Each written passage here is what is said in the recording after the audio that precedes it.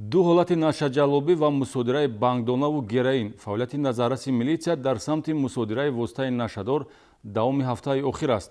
Кормандони шӯъбаи мубориза зидди гардиши ғайриқонунии маводи мухаддири раёсати вазорати корҳои дохилӣ дар вилояти Суғд 10 килою 20 грамм бангдона ва шӯъбаи минтақавии мубориза зидди ҷиноятҳои муташаккили вазорати корҳои дохилӣ дар вилоят 1 килою 790 грамм мухаддароти сахттаъсири героин мусодира карданд. Тафсилоти гузоришҳо дар гузориши навбатӣ.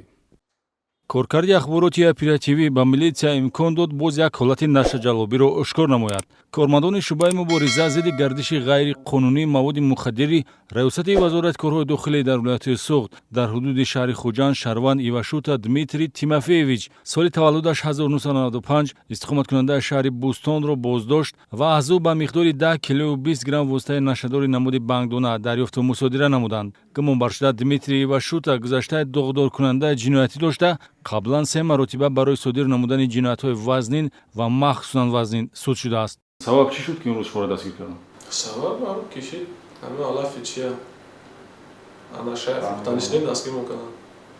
ба иттилои тафтишот даст задан ба муомилоти ғайриқонунии воситаи нашадор дар таҷрибаи ҷиноятии гумонбаршуда бори аввал буда, ӯ бо мақсади ба даст овардани даромади пули бангдонаҳои худрӯйро аз ҳудуди шаҳри Хуҷанд ҷамъоварӣ карда ба фурӯш баровардааст. Тавре дар урфият мегӯянд бори каҷ ба манзил намерасад. Зиёда аз 10 килограмм бангдона ба дасти милитсия афтод ва пайроҳаи гумонбаршуда Дмитрий Ивашутаро ба маҳбасхона тахту ҳамвор намуд. Аз рӯи ҳодиса бо моддаи 200 қисми 3 кодекси ҷиноятӣ парвандаи ҷиноятӣ оғоз карда шудааст. Натиҷаи бобарори амалиёти оперативии марҳилавии кормандони шӯъбаи минтақавии мубориза зидди ҷиноятҳои муташаккили вазорати корҳои дохилӣ дар вилояти Суғд боз чеҳраҳоеро шинохта кард, ки дар самти нашаҷалобӣ таҷрибадор мебошанд. ва ин навбат барои ба муомилот баровардани 1 килою 790 грамм воситаи нашадори сахттаъсири героин муттаҳам дониста мешаванд. Шаҳрвандон Розиқов Муқим Гадоевич соли таваллудаш 1977, зода ва истиқоматкунандаи ноҳияи Варзоб ва Қузибеков Тошбек Ёрбекович соли таваллудаш 1957, сокини ноҳияи Зафаробод, ки ҳарду қаблан барои муомилоти ғайриқонунии воситаи нашадор суд шуданд, бори дигар ислоҳнашавандагии худро нишон дода бо маслиҳати пешакӣ